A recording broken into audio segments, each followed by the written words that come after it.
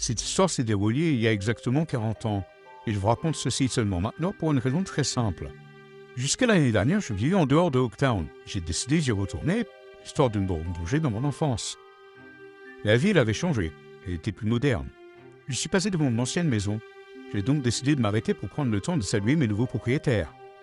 Excusez-moi, je m'appelle Brandon Deering. J'ai habité ici il y a 30 ans. Ah, d'accord.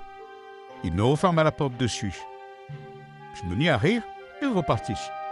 J'ai donc décidé de me balader en ville. Je suis passé devant la maison de M. Guy. Sur le palier, j'ai rencontré sa fille. Elle m'expliqua qu'il était décédé 1 mois auparavant. Elle m'emmena au cimetière pour aller voir sa tombe. Nous sommes restés un moment. Vous connaissez bien? Ouais, c'était mon prof. Vous étiez dans le camp militaire, vous aussi? Ouais, votre père vous a parlé de moi? Évidemment. Il m'a raconté l'histoire de la pierre une centaine de fois. C'est même devenu mon histoire préférée. Et soudain, je me souviens de tout. Le camp militaire, l'hôtel, les soldats de partout, la Jeep, et surtout, cette pierre.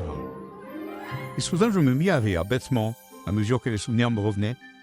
Je lui souhaitais une bonne journée, lui présentais mes condoléances, et m'en allais.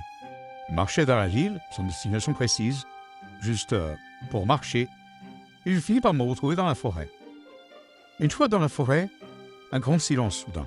Les oiseaux avaient arrêté de chanter, et le bruit du vent s'était calmé. C'était agréable, le silence. Je pris le temps de marcher, et puis soudain, après quelques minutes, je suis tombé sur une cabane dans les bois.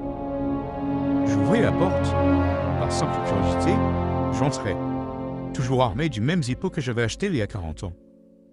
Mais le briquet ne m'était pas d'une grande utilité car il y avait un interrupteur à l'intérieur qui fonctionnait encore.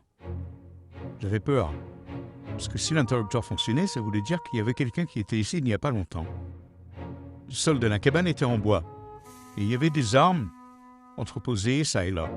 J'ai d'abord pensé que c'était une cabane de chasseurs. Quand soudain le sol se brisait et je tombais dans une salle en dessous. Je regardais autour de moi et j'ai vu qu'il y avait des étagères des 4 côtés de la pièce. Elles étaient remplies d'objets divers et variés, des trophées et des statues en or, et d'autres objets de collection. Parmi eux, l'un attira mon attention. Une pierre verte. Je la pris dans mes mains et elle se mit à briller. J'observais la pierre un moment. J'avais un sentiment étrange, comme de la nostalgie. Et je n'avais pas de doute, c'était bel et bien la pierre que j'avais trouvée il y a 40 ans. Soudain, j'entendis un cri à l'extérieur. « Oh, viens voir, il y a quelqu'un dans la maison !» J'ai sorti de la cabane et j'ai 2 hommes courir dans ma direction. J'ai reconnu les collectionneurs. Toi, Vous! c'est marrant parce que même 40 ans après, t'as toujours la même tête de con. Je n'ai pas le temps de répondre que les 2 hommes se mirent à courir en ma direction. J'ai pris la fuite comme je pouvais, esquivant les arbres, enjambant les racines, mais je ne connaissais pas bien la forêt d'Oaktown. Quand j'étais petit, il nous était interdit d'y aller. Je me suis donc perdu. Je m'arrêtais en face d'un rocher. Je me retournai et vis les 2 collectionneurs. Ça suffit, on en a marre de courir maintenant. Alors t'as intérêt à nous rendre la pierre tout de suite. À présent, j'hésitais. La pierre avait causé tellement de tort, la disparition de M. Guy, la destruction en partie du village, la mort de plein de soldats. Cette pierre n'aurait jamais dû être trouvée. Ça suffit, dépêche-toi, on n'a pas le temps là. Après de longues secondes à l'observer, je pris une grande décision. Une décision que j'aurais dû prendre il y a 40 ans. Je me tournai face au rocher et lançai la pierre dessus.